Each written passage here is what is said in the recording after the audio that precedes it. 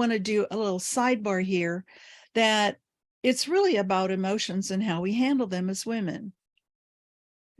What we usually do is we will get this vague feeling that something's not right, and then we just kind of blurt out whatever is on our mind, and or act out whatever's on our mind. And if we do that with a female friend, she will kind of gather it up, validate, repackage it, and give it back to you.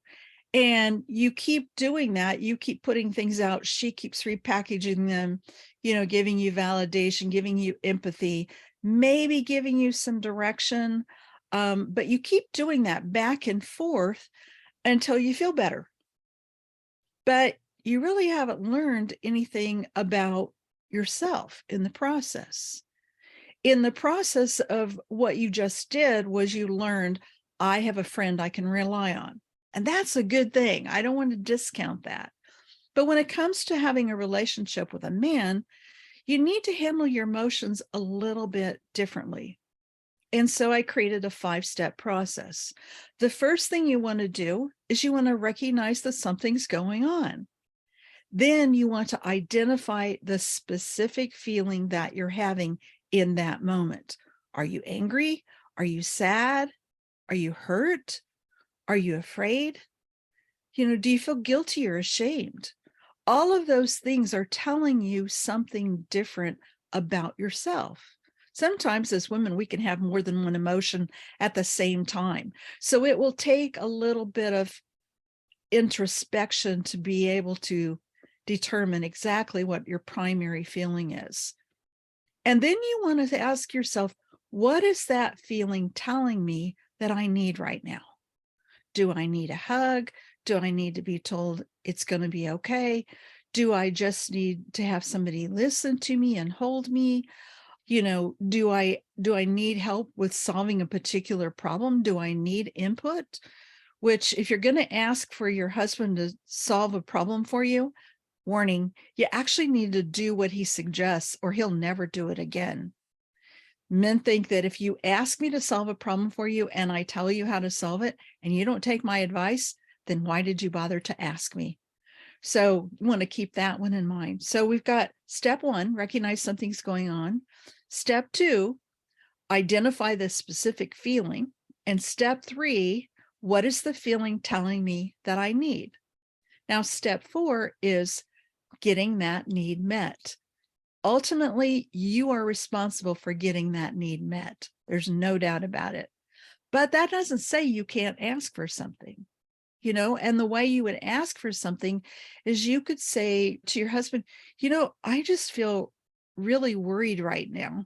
And it would mean a lot to me if you would just hold me and tell me it's going to be okay. And then let him respond. Let him decide if he wants to do that or not. Let him make the choice about how he wants to hold you or if he wants to hold you, because he could be going through some stuff where he can't go there with you. And if that's the case, you need to accept that response as well, which brings me to step 5, which is you accept the response that you get. Now, sometimes, we ask to be held and we're held for a little bit. And then the rumination comes back and we start worrying again. And instead of having to go back and ask for the need to be met again, you actually could just start to ruminate on, wow, I had an emotional need. I asked my husband to meet it and he did. And just let yourself bask in that feeling of being in his arms, of having him express his love and affection and care for you. Now, the other side is also possible. He could ignore you. He could blow you off. He could say something mean. And in some way or another, he could say, I'm not going to help you with that. In that case, you get to decide how you're going to do that on your own. You are the one that's ultimately responsible for your own emotions. Yes, we want to have those emotional needs met in the context of relationship. But if we can't, then we need to find a different way. And that can be simply getting alone with God and saying, I've been here before. These are the feelings I've had before. I need your comfort. I need your understanding, and I need to hear from you. And then just be still with him and see what comes up.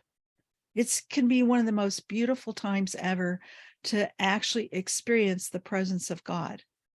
But we often don't even ask him to be part of these things with us.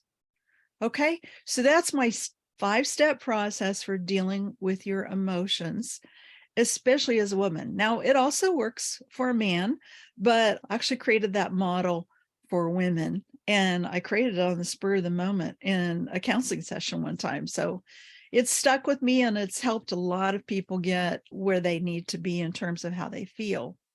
I hope that makes sense.